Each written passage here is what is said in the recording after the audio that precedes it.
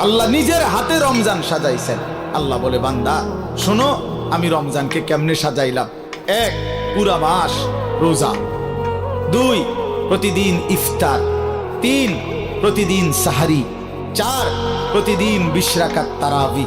পাঁচ, শেষ দশকে এতেকাফ। ছয়, শেষ দশকের বেজর রাত্রিতে শবে কদর। এরপরে সাত, একটা নফল একটা ফরজের সমান।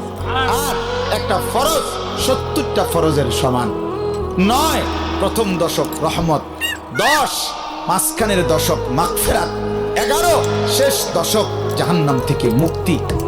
আল্লাহ বলেন, জান্নাতের দরজা খুলে দিলাম, জাহান্নামের দরজা বন্ধ করে দিলাম, সমস্ত শয়তানগুলোকে শেকলে বন্দী করে দিলাম, চারিদিক দিয়া গোলাইয়া সব গুছাইয়া বান্দা রাস্তা কেবল একটাই খোলা, দরজা কেবল একটাই খোলা।